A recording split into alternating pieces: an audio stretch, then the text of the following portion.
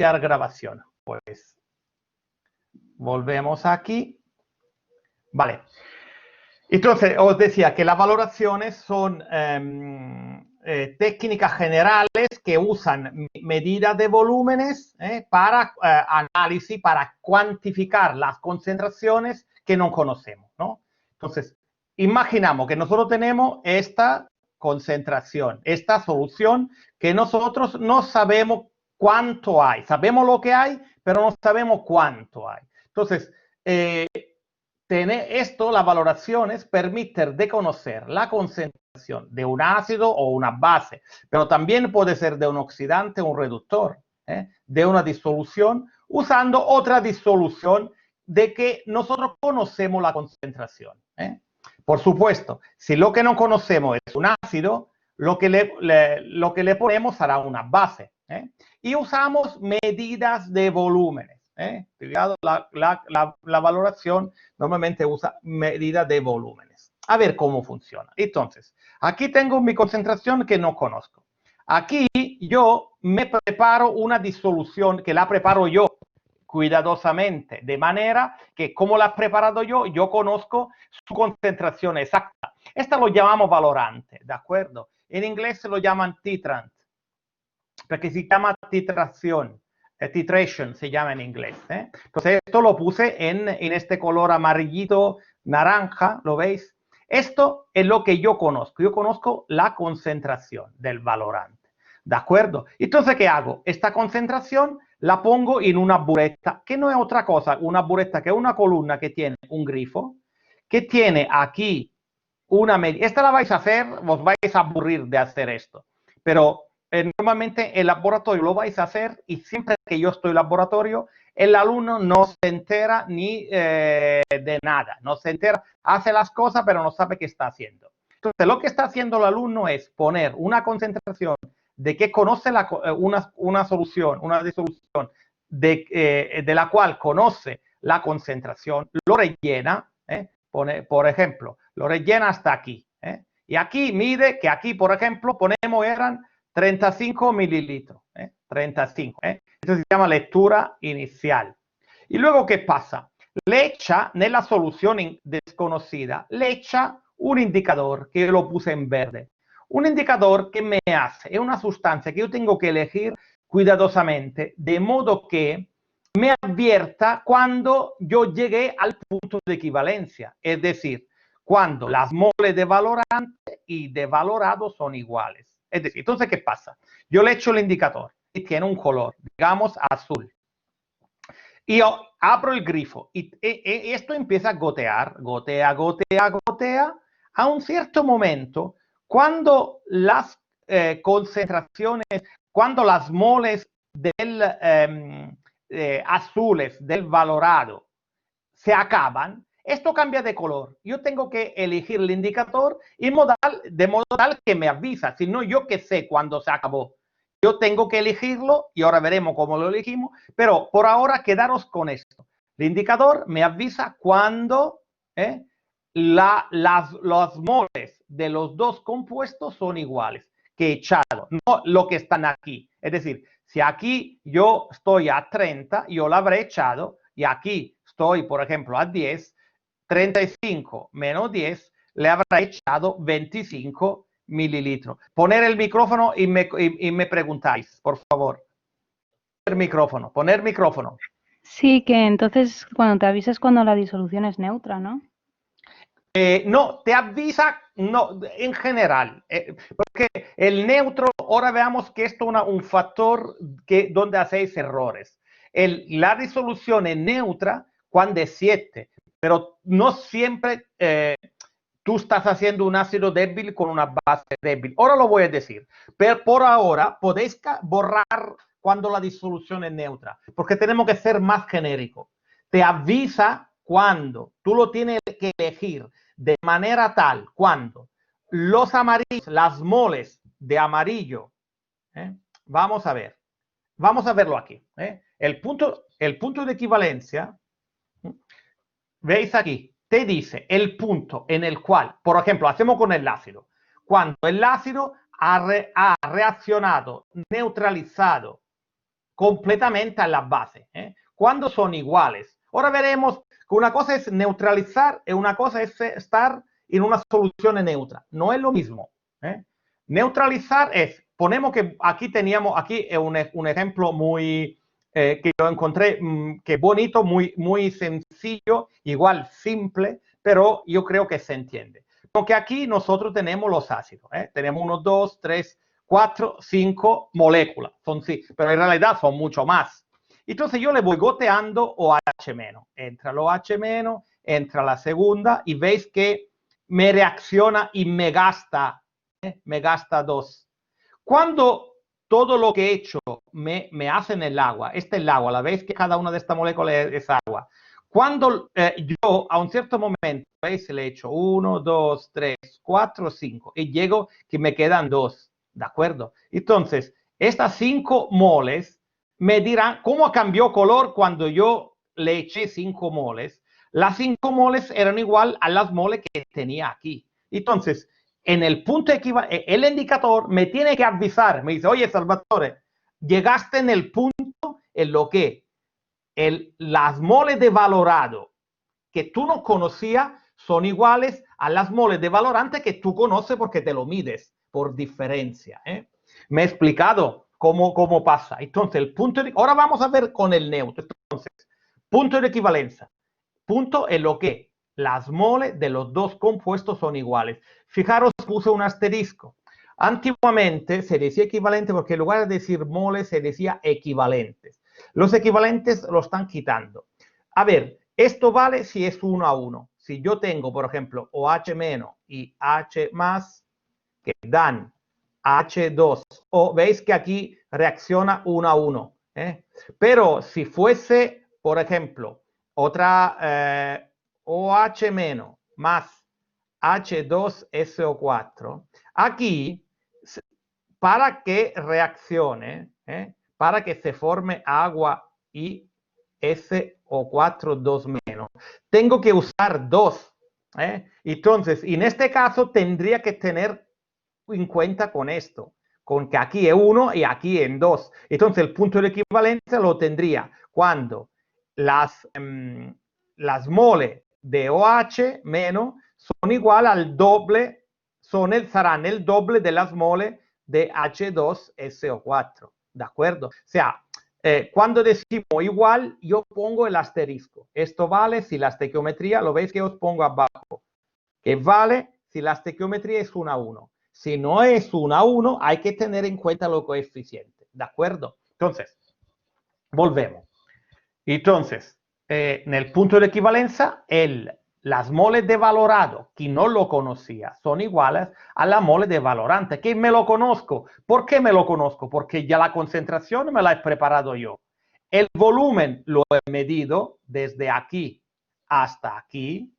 Lo voy a medir cuántos mililitros son. Y entonces tengo las moles del que tenía en la solución. Y sabiendo qué volumen tenía en la solución, yo prácticamente puedo, si lo parto por el volumen inicial, el volumen aquí, no el volumen aquí, porque no me interesa la concentración aquí, me interesa la molaridad aquí.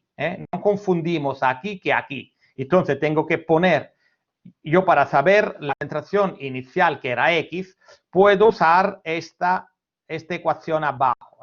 La veis, esta ecuación abajo, que sería M por V igual a M por V, ¿de acuerdo? Pero si yo quisiese saber la concentración inicial, lo que te dice esto es mole del valorante partido el volumen inicial. Cuidado, no uso esto, porque yo no quiero saber la concentración del valorado en esta solución, sino que quiero saberla en esta solución. Yo aquí quiero saberla. Entonces uso el volumen que iba aquí. Si te dicen cuál será la concentración al final, sí uso esto. Pero si te dicen al comienzo, o sea, tenéis siempre que saber, que razonar de qué estamos hablando. Y no tener simplemente, o sea, uno de los problemas peor que tenéis es que en lugar de razonar, que tenéis una cabecita muy bonita, que razonáis cuando queréis muy bien, os parece que un atajo aplicar al TUM alguna fórmula que os han quedado de lo que dijo el profesor. Entonces, tener cuidado y intentar entender lo que estamos haciendo. Vale. Entonces, es importante conocer los indicadores. Los indicadores son sustancias. En el caso del indicador ácido base débil, cuyos aniones tienen un color diferente de su forma neutra.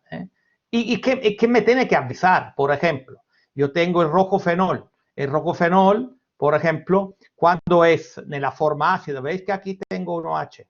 ¿Lo veis? Y aquí tengo uno menos, ¿veis? Esta es la forma ácida del rojo fenol y esta es su base conjugada. Entonces, ¿qué cambia? Cuando llegas a un pH, cambia de rojo a amarillo. Esto, la fenolftaleína, es otro famoso. ¿Veis que esto es un ácido? ¿Veis? Y luego, cuando estamos en condiciones básicas, tiene una reacción que cambia color. Cambia color. Y la determinación, tenemos que elegir el indicador que cambia de color al punto de equivalencia. Tenemos que decirlo. Entonces, aquí vengo a la pregunta que me hacía,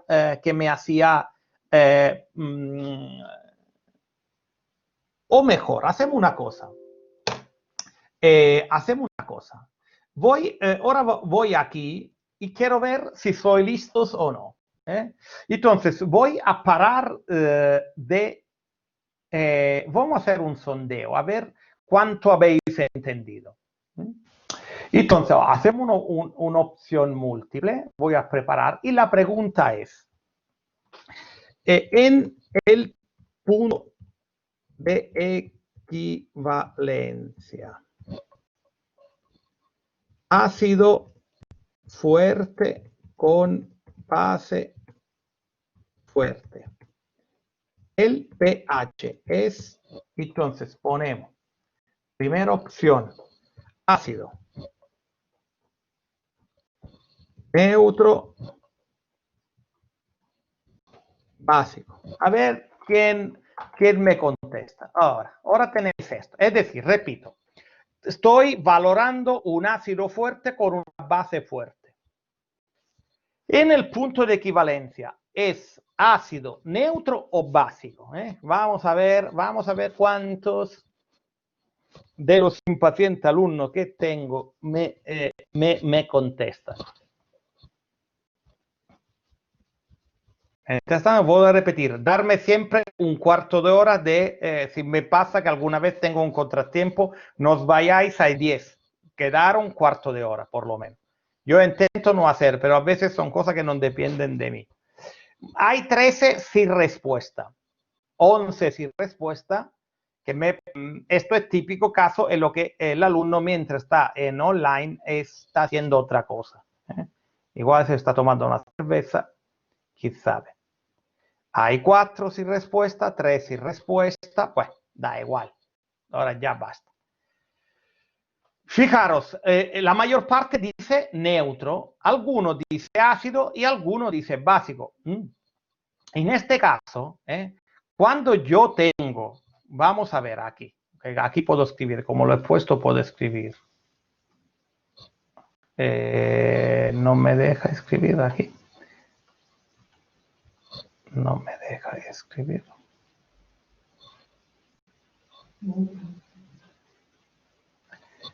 Hacemos una cosa. Si yo tengo, por ejemplo, si yo tengo NaOH más HCl, que es clásico ejemplo de ácido fuerte con base fuerte, yo tengo agua más NaCl. Entonces, la reacción está clara, es cuantitativa, porque ácido fuerte, esto va ahí, aunque tendría que escribir más bien OH menos más H más, que da agua. Esta es la reacción importante. ¿Por qué? Porque tanto el Na más como el Cl menos no son capaces de producir hidrólisis. Entonces, estos, siendo partner ácido o base conjugada de base fuerte o de ácido fuerte, no dan hidrólisis total.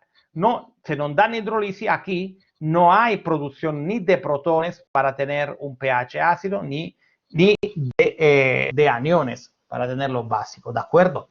Entonces vamos a cambiar la...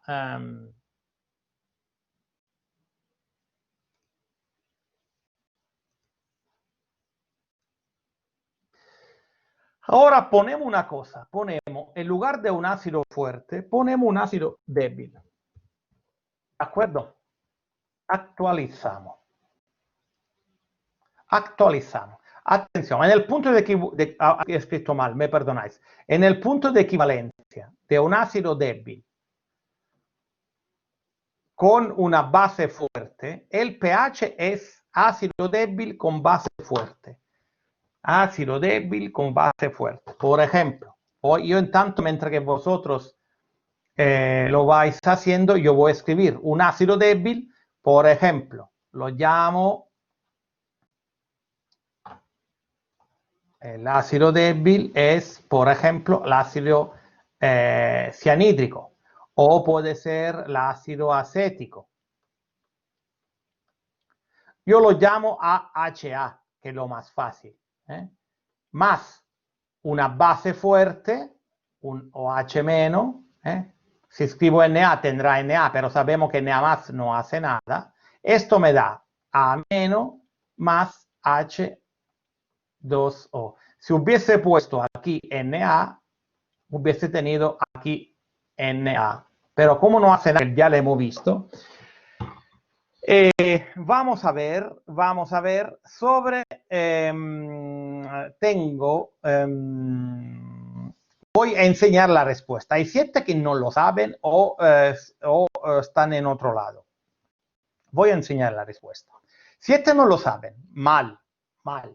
1 dice ácido y 5 dicen ácido y 2 dicen neutro. La mayoría es básica. Y en este caso, el comodín del público tendría razón.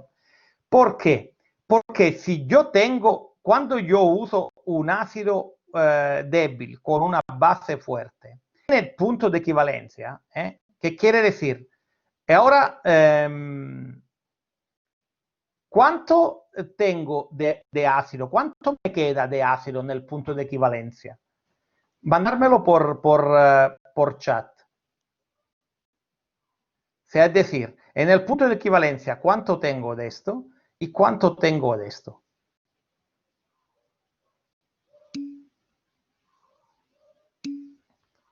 Claro, claro, pero una cosa es decir que se igualan la concentración. Ponemos que aquí al comienzo tenía... decir la misma, pero ¿sabéis decir cuánto en el punto de equivalencia? ¿Cuánto me quedan de ácido y de base? La misma, más sabemos cuál. Ponemos que antes era 10, que yo tenía 10. Y le echo 10, la misma. Entonces, ¿será 10? Claro, se queda nada, porque reacciona todo y se va aquí. Todo lo que tenía, lo tenía aquí. Entonces, una cosa es decir que en el punto de equivalencia las moles se vuelven igual. Una cosa es decir que estas moles siguen siendo en la forma originaria. No, porque han reaccionado. Está claro, chicos. Esta es una de las cosas que os confundís. Os decimos, en el punto de equivalencia, la mole de uno igual a la mole del otro. Pero estoy hablando de la mole originaria. Porque cuando tú ya llegas al punto de equivalencia, han gastado porque ha reaccionado. Entonces, en el punto de equivalencia, los dos reactivos, no hay nada. Esto os tiene que quedar en la cabeza, porque es una fuente de error, típico error. En el punto de equivalencia tengo esto. No, ya lo tenía.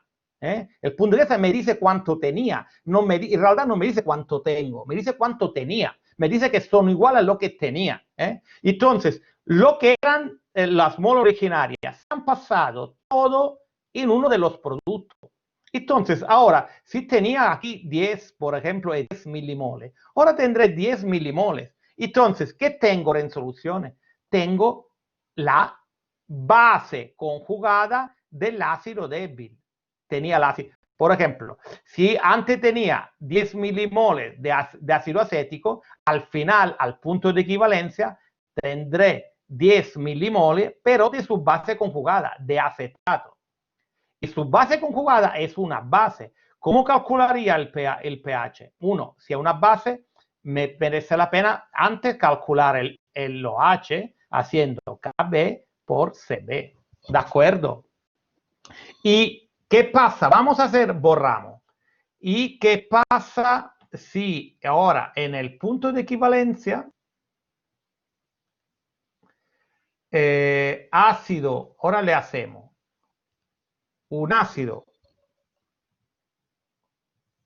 punto de equivalencia, ácido fuerte con base débil?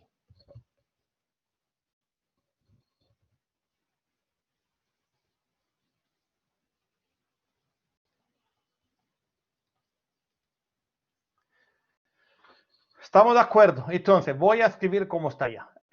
Ahora tengo un ácido fuerte, por ejemplo, HCl con una base débil, por ejemplo, NH3.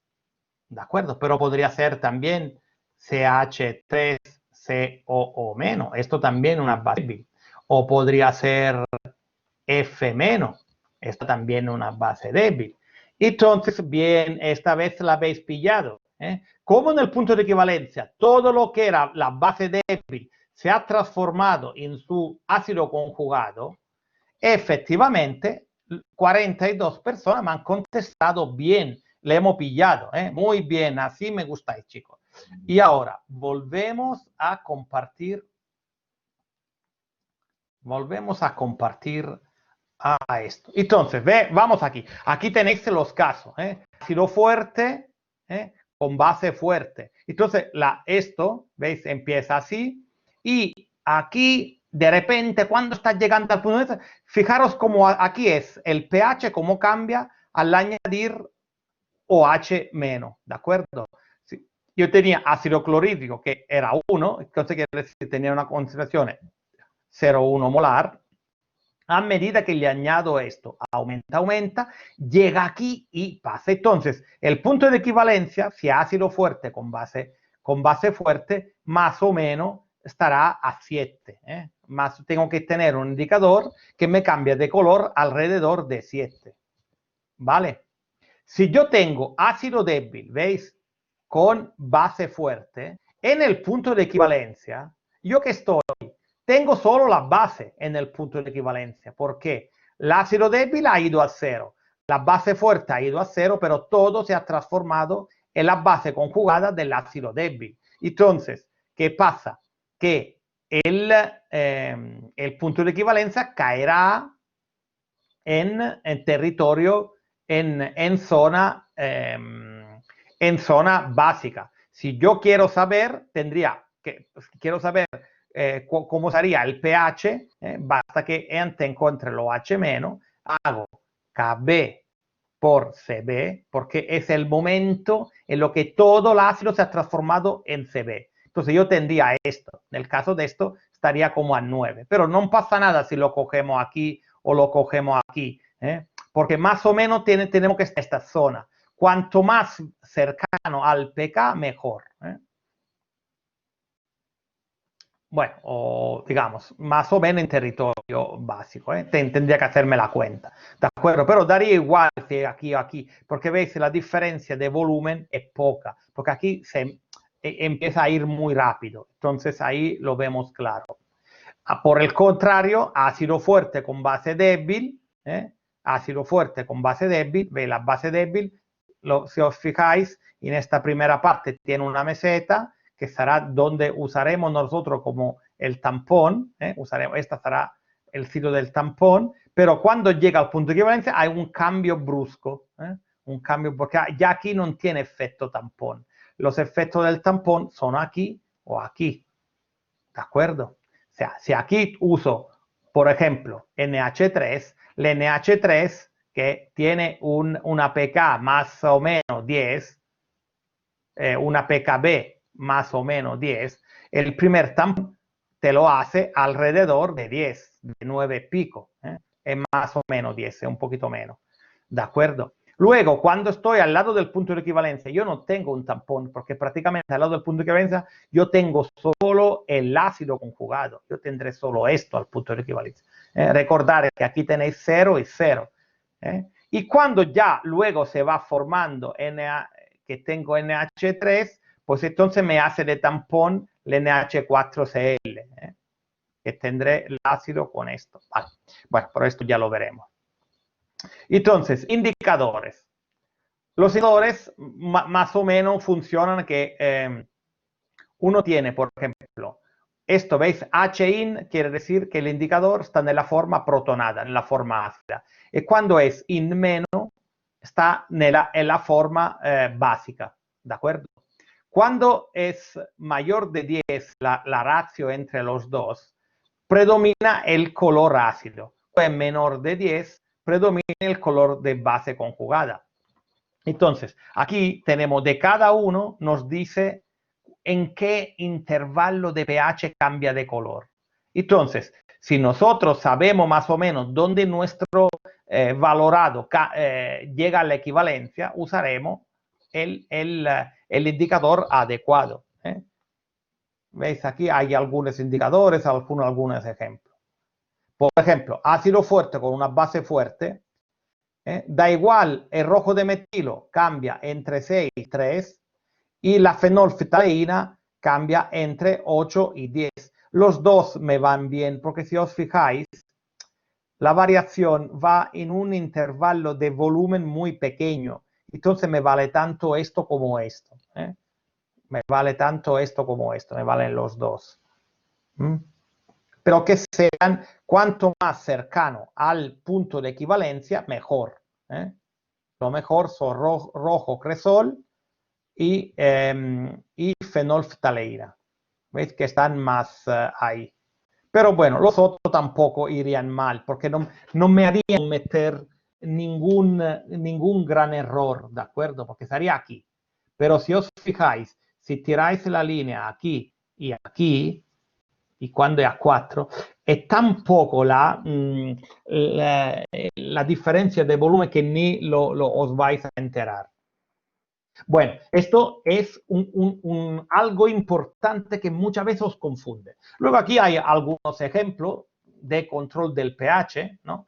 Entonces, normalmente, a nivel biológico, el empleo de disoluciones de tampones es importantísimo. Ahí conocéis tampón fosfato, tampón bicarbonato, tampón hemoglobina. ¿Qué hacen los tampones? Mantienen el pH en los fluidos y hace que pequeña variación no hagan desastre, porque lo tamponan, ¿de acuerdo? ¿Veis? El pH, vamos a ver algunos ejemplos. ¿Veis? En la sangre, el pH se mantiene en 7,4. Aquí en el sangre lo que me lo hace es el tampón carbónico, ácido carbónico bicarbonato, que está más o menos a 7,4. Hay un ejercicio que lo hace. ¿Veis? Si lo tengo que tener a 7,4, la relación entre, ¿veis? Considerando que la pK es 6,1, ¿veis? Si tengo un tampón, yo aplico la fórmula de HH. Entonces, normalmente, ¿cómo lo mantengo a 7,4? Haciendo que la concentración de bicarbonato en el sangre sea 20 veces la concentración del ácido carbónico. Y esto me permite de hacerlo. Si luego vosotros intentáis a poner 1 mililitro de ácido clorhídrico, veréis que sí tenéis concentraciones importantes de los dos. Como esto es una ratio. Y esto está dentro del logaritmo. Esto cambia poco el pH, por eso tampona. ¿Veis? Alcalosis respiratoria se produce, alcalosis, cuando se elimina demasiado CO2. Porque el ácido carbónico, normalmente da lugar a una reacción de degradación que CO2 más agua, que es la burbuja del agua gasada. no es otra cosa. La gasata, que le gusta la gasata es porque es ligeramente acidula, porque la CO2 en el agua forma cantidades de ácido carbónico, que te dan un sabor acidulo. Entonces, acidosis respiratoria se produce al eliminar, cuando nosotros no logramos, el organismo no logra eliminar eficientemente CO2, pues la CO2 se acumula en la sangre y me va a disminuir el pH. Me aumenta, si yo no elimino bien la CO2, esta reacción ocurre de CO2 a ácido carbónico, y entonces el pH, esto me sube y el pH me baja, ¿de acuerdo? Otro sistema, vosotros lo usaréis mucho, el fosfato. Estos son algunos ejemplos. Luego, por ejemplo, hay las pastillas antiácido. La pastilla antiácido, ¿por qué te lo hace? A ver, lo que pasa es el estómago, ¿no? El estómago funciona en condiciones extremadamente ácidas. Yo creo que, no estoy seguro, pero creo que tiene un pH igual a 2 el estómago. Es un pH muy, porque los enzimas trabajan a esto y necesitan. Pero a veces, por distintas razones, esto te produce un ardor de estómago. ¿Y qué se hace? Se tampona, o sea, se le echa, por ejemplo, bicarbonato, porque el bicarbonato, reaccionando, ¿veis? Base débil con ácido fuerte. ¿Qué me da? Me da esta sal que no hace nada, me da esta y me da la CO2 que me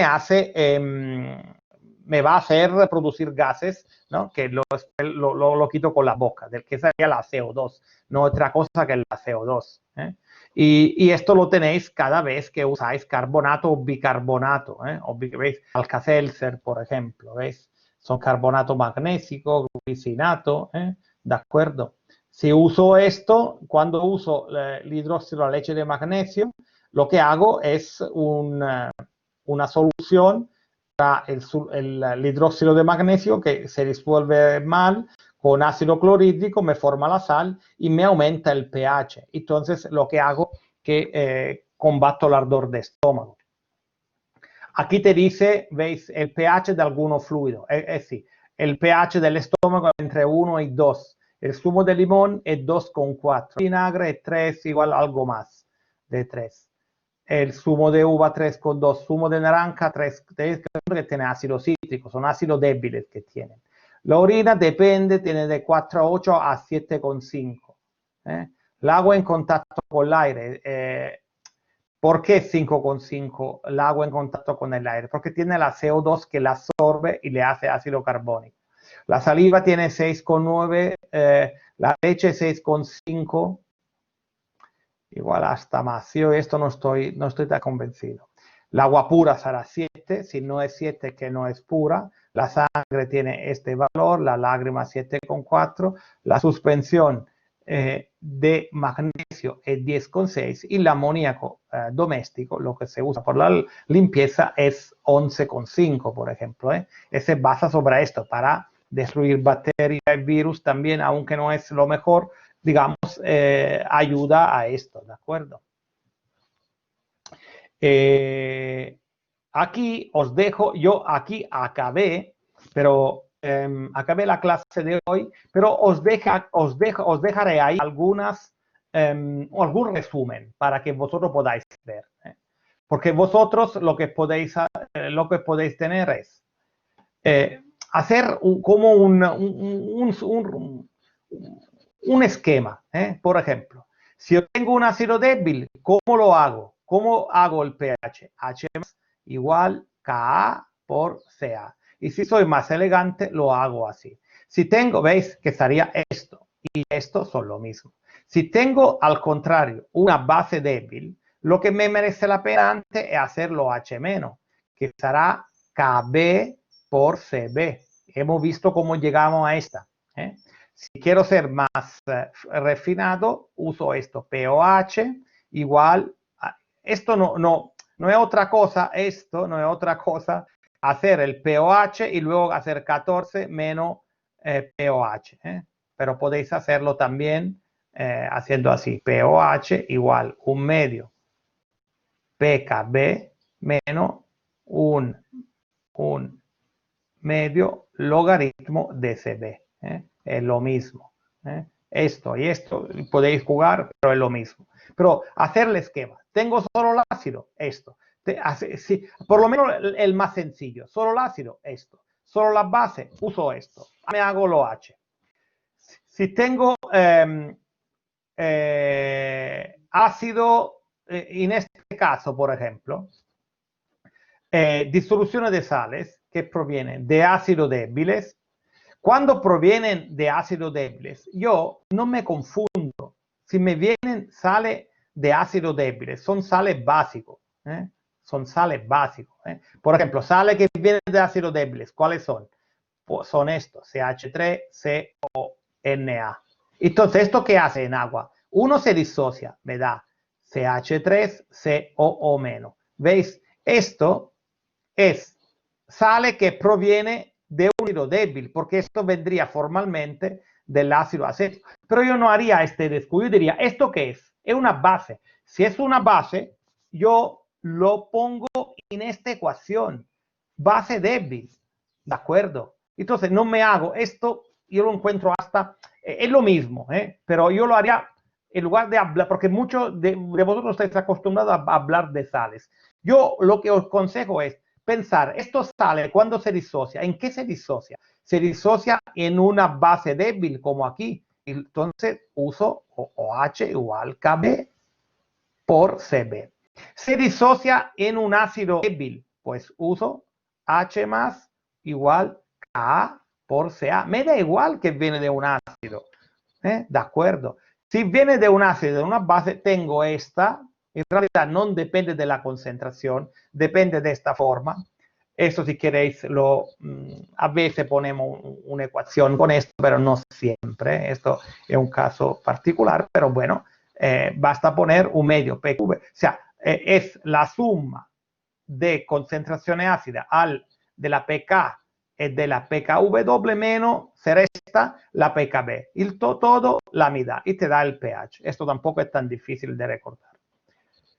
Bueno, aquí os dejo otra disolución reguladora, otro ejemplo del por qué. A ver, os digo una cosa, por ejemplo. Si yo tengo, lo que hace, era lo que os decía vosotros, ¿cómo es que un tampón funciona? Es que, ¿cómo estará? O sea, cuando vosotros ponéis ácido base, vais a tocar estas concentraciones. Pero como estas concentraciones están dentro de un logaritmo, su variación viene como amortiguada, no es tan rápida. Entonces el pH se queda amortiguado, ¿de acuerdo? Entonces, si tengo un equilibrio, por ejemplo, se desplazará a la izquierda, disminuirá esto, el pH bajará. Pero si la cantidad añadida es pequeña, comparada con las cantidades grandes que hay de esto, el cociente cambiará muy poco, el pH apenas se modifica. Hacemos un ejemplo, ¿no? Ponemos que yo tenga agua, sobra agua pura. Si yo tenía agua pura, yo tenía 7, ¿de acuerdo? Y ahora le añadimos, ponemos que tenemos 1 litro de esta agua y ahora le añadimos 10 milimoles de ácido clorhídrico. ¿Qué pasa? Al añadir 10 milimoles de ácido, esto ya se va, yo tendré 10 milimoles partido el volumen. Ponemos que yo le puse 1 mililitro de 1 molar. ¿De acuerdo? Si pongo 1 mililitro o 10 mililitros de 1 molar, sería esto. Entonces, el volumen me cambia poco, pero tendría una disolución que me va bajando hasta aquí. Me va bajando mucho. Podéis hacer la prueba vosotros. Ponemos que yo, hacemos un ejemplo, bueno, no tengo tanto tiempo, pero si hacéis lo mismo, esto lo vais a hacer de toda forma en laboratorio. En laboratorio tenéis uno en lo que os hacemos a ver cómo cambia el pH cuando le añadís ácido clorhídrico, la misma cantidad al agua pura o bien a un tampón. Verás que el tampón va disminuyendo el pH, pero mucho más suavemente. mucho más suavemente. Aquí te dice esto, yo creo que me voy a parar aquí, voy a parar esto, entonces